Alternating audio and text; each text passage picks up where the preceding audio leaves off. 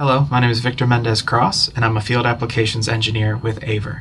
And congratulations on the purchase of your new MD330UI medical grade PTZ camera. In this video, I'm going to show you how to set up your new device. Let's get started.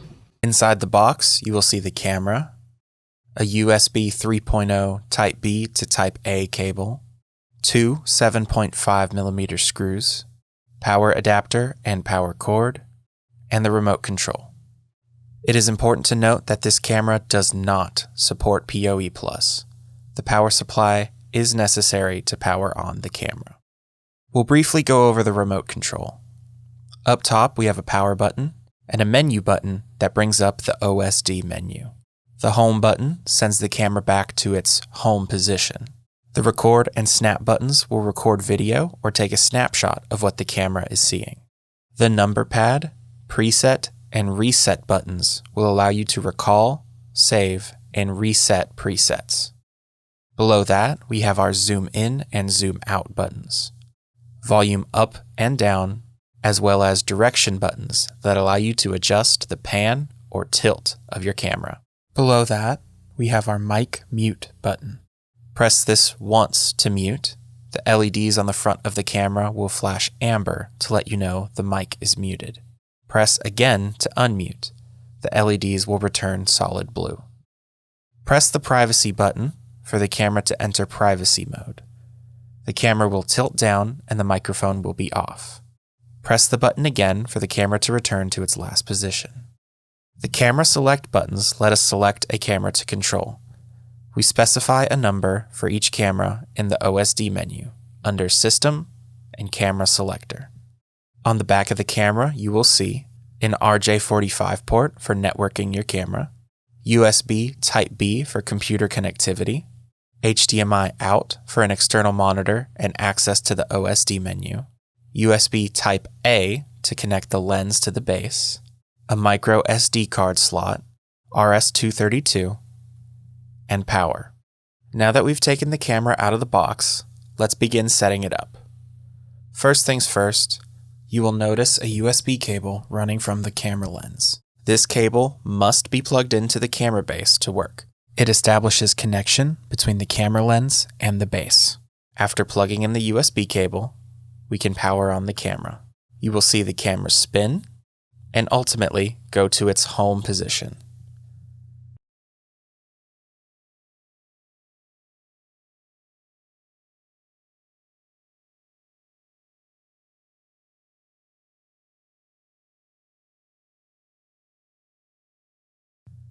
We see the LED light on the front of the camera is solid blue. This means the camera status is normal. On the front of the base, you will see a Mode button.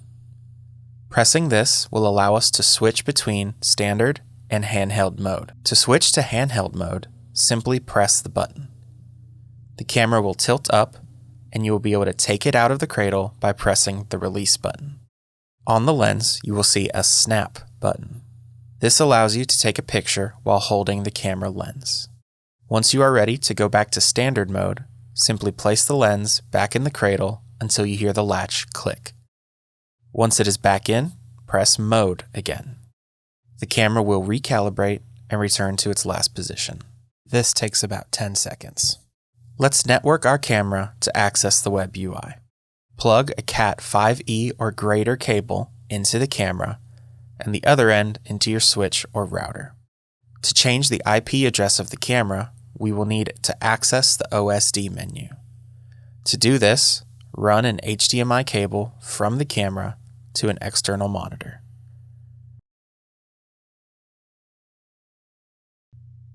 Once connected, take your camera remote and hold down the menu button for 3 seconds.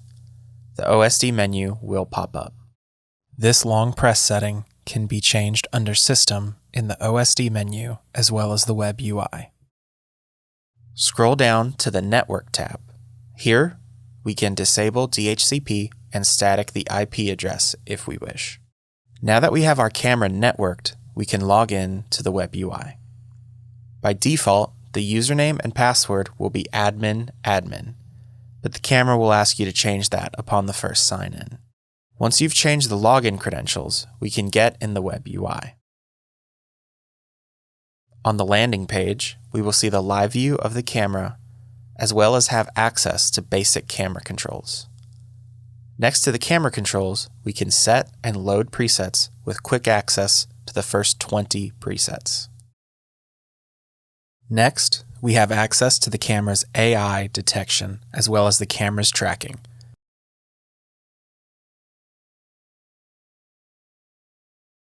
We can toggle between eye tracking and full face tracking. Below that, we have our camera's settings. This is where you get to dial in the camera's image to fit your environment, with settings for exposure as well as white balance.